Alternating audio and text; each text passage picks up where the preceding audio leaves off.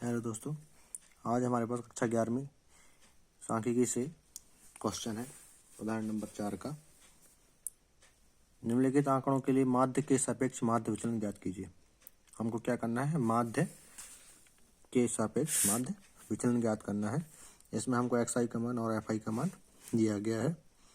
तो हमको सबसे पहले यहाँ पर एक्स आई की हमको सारणी बना लेनी है। तो हम एक्स आई की सारणी बनाएंगे और फिर उसके बाद हम बनाएंगे यहाँ पर एफ आई की सारणी।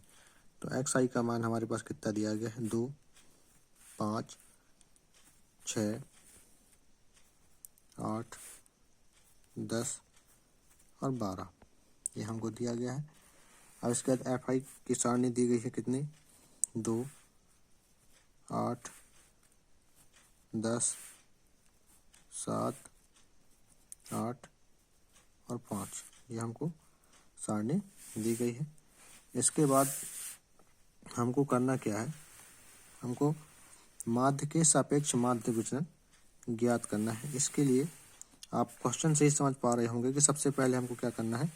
माध्य ज्ञात करना होगा। तो माध्य ज्ञात करने के लिए हमको सबसे पहले इसमें एफ आई और एक्स आई का गुणा करना होगा। तो एफ आई और एक्स आई की हमने अगली तालिका बनाई। एफ आई और एक्स आई का जब हम गुणा करेंगे तो आप देखें 2 का गुणा 2 के साथ करते हैं तो कितना प्राप्त होगा? 4 और 5 का गुणा 8 के साथ तो 40। इस प्रकार से हमारे पास सभी संख्या प्राप्त होती चली जाएंगी। 80 और ये 12 पंचे 60 हमने प्राप्त कर लिया। इसकी भी तालिका हमको बना लेनी है। ये हमने तालिका बना दी। अब इसके बाद आपको नीचे सबसे पहले इसमें माध्य ज्ञात करना होगा। तो माध्य ज्ञात करने के लिए आपके पास क्या सूत्र होता है? कक्षा 10वीं में आपने सूत्र पढ़ा होगा। समांतर माध्य को हम x बार से उद्देश्य करते हैं। इसका सूत्र होता है सिग्मा एफ आई एक्स आई बटे पर सिग्मा एफ आई, ये सूत्र होता है। तो देखें सिग्मा एफ आई और एक्स आई की बात किया जा रहा है। तो एफ आई एक्स आई की सारणी ये है, इसमें हम क्या करना है? इन सारणी को जोड़ देना है। तो एफ आई और एक्स आई को जब इसको पूरा टोटल करोगे तो आपके पास आएगा कितना? 300। ये आपने 300 लिख दिया। अब आ रहा सिग्मा एफ आई वाली सारणी ये है। इस सारणी को हमको क्या करना है? टोटल करना है। तो सिग्मा एफ आई जब इस पूरी लाइन को जब आप जोड़ेंगे तो आपके पास टोटल कितना आएगा? 40 लिख दिया।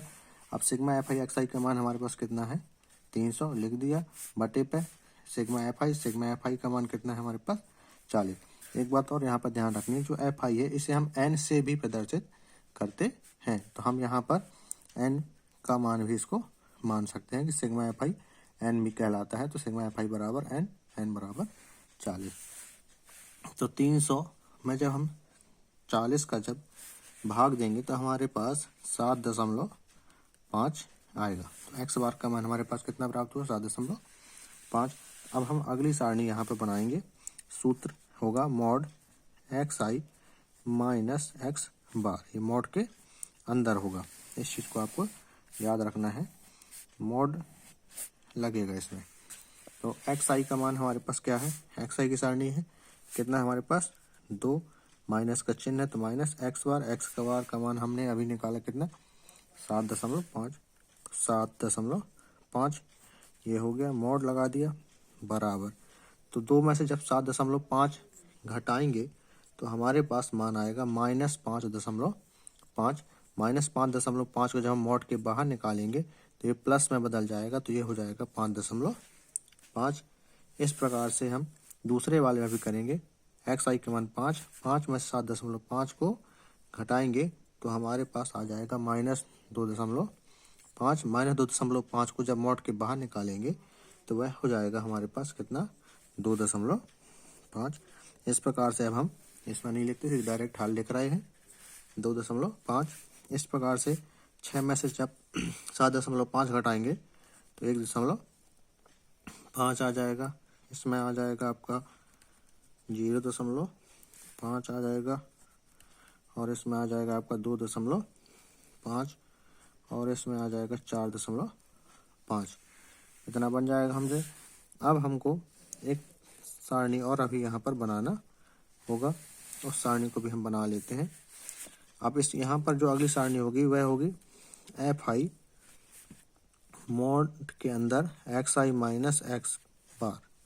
ये हमको उसको हल करना होगा। ये सारणी बनाएंगे, मतलब एफ आई के साथ पे जो x i minus x bar का जो मान प्राप्त हुआ हमको, इसके साथ इसका गुणा होगा। एफ आई का मान कितना है 2।